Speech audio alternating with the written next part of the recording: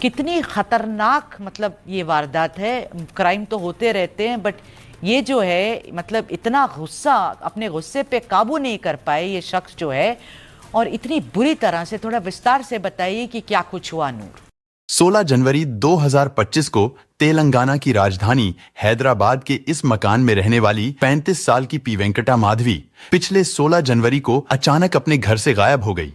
माधवी वैसे तो मूल रूप से आंध्र प्रदेश के नांदयाल की रहने वाली थी, लेकिन इस घटना से 13 साल पहले यानी साल 2012 में माधवी की शादी गुरुमूर्ति से हो गई थी। गुरुमूर्ति आंध्र प्रदेश के ही प्रकाशम जिले का रहने वाला है।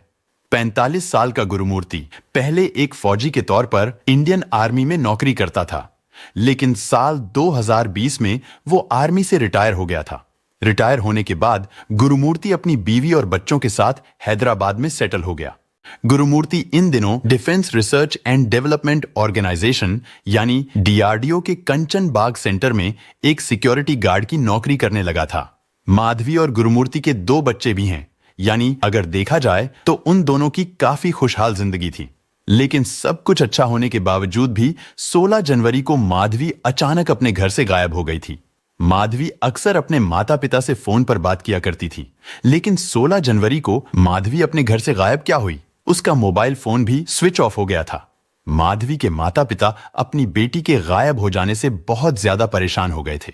इसके बाद 18 जनवरी को जब उन्होंने अपने दामाद गुरुमूर्ति से माधवी के बारे में पूछा, तो गुरुमूर्ति ने उन्हें बताया कि 2 दिन पहले उसका और माधवी का किसी बात को लेकर झगड़ा हो गया था, जिसके बाद वो गुस्से में घर से चली गई है। ये बात सुनकर माधवी के माता पिता हैरान रह गए। वो अपनी बेटी की तलाश में हैदराबाद की वेंकटेश्वरा नगर कॉलोनी में अपने दामाद गुरुमूर्ति के घर पहुंच गए।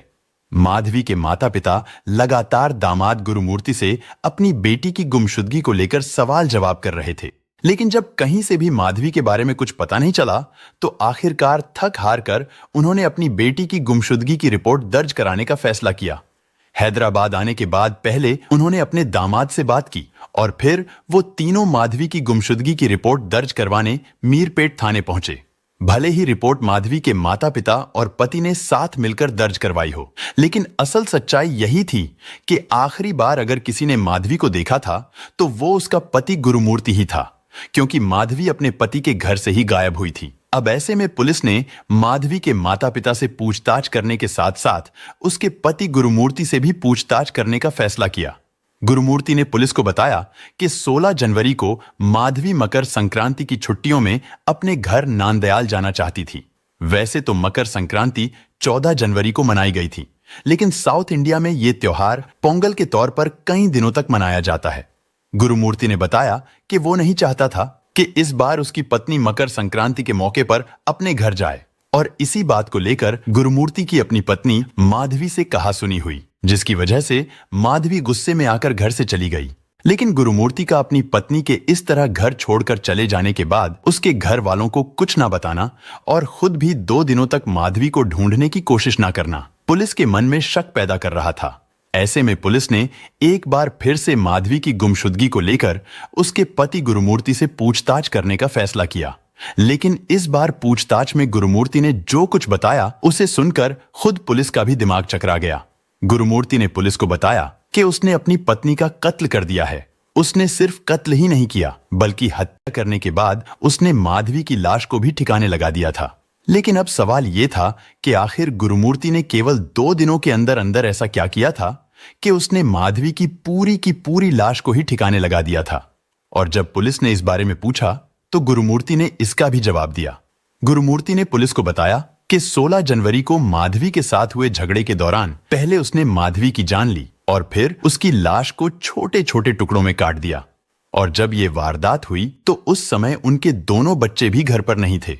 उस दिन माधवी के दोनों बच्चे मकर संक्रांति की छुट्टियों में गुरुमूर्ति की बहन यानी अपनी बुआ के घर गए हुए थे।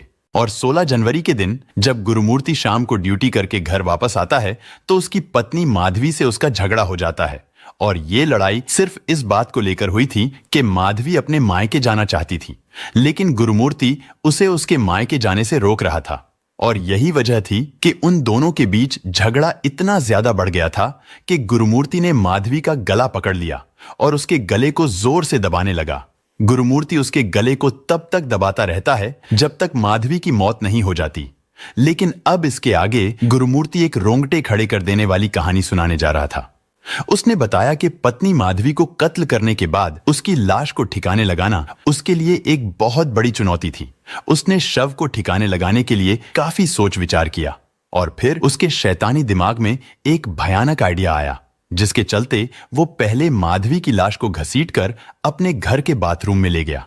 इसके बाद उसने माधवी की लाश के छोटे छोटे टुकड़े करने शुरू कर दिए और फिर गुरुमूर्ति ने उन टुकड़ों को घर में रखे प्रेशर कुकर में थोड़े थोड़े करके उबालना शुरू कर दिया, ताकि उन्हें ठिकाने लगाने में कोई परेशानी ना हो और लाश भी ना सड़े।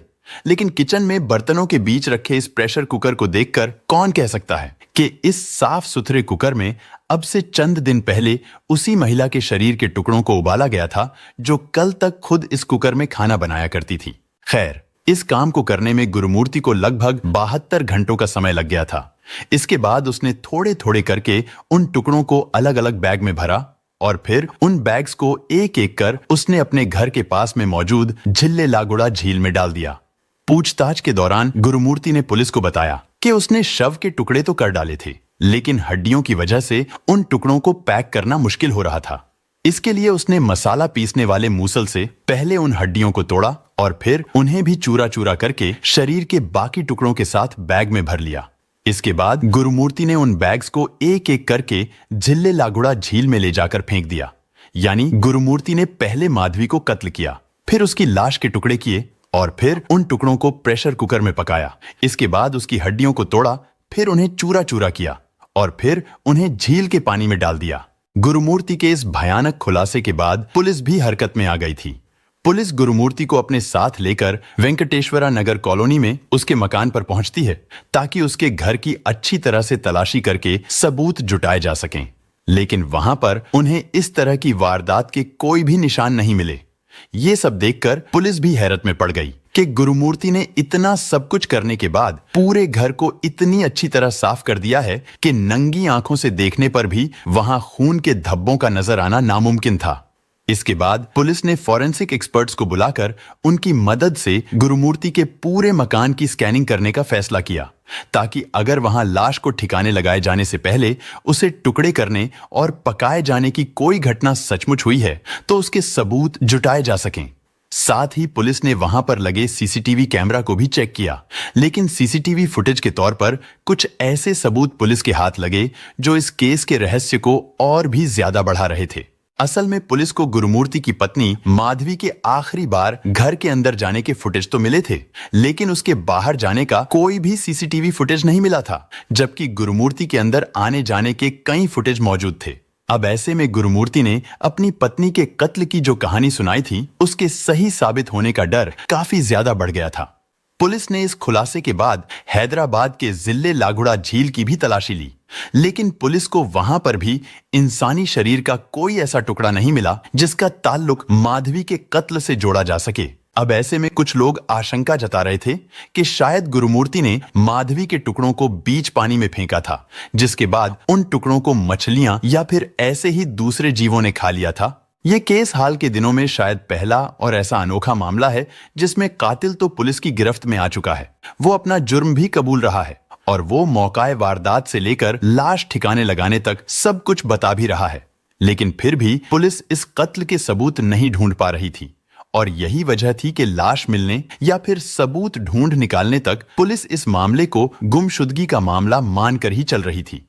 पुलिस की माने तो बेशक अब तक की तफ्तीश में भले ही उन्हें गुरुमूर्ति के हाथों कत्ल की गई उसकी पत्नी माधवी के बारे में कोई पुख्ता सबूत ना मिला हो, लेकिन सर्कमस्टेंसेस यानी परिस्थितियों से पुलिस को लग रहा था कि गुरुमूर्ति झूठ नहीं बोल रहा है और उसने ही अपनी पत्नी को कत्ल किया है।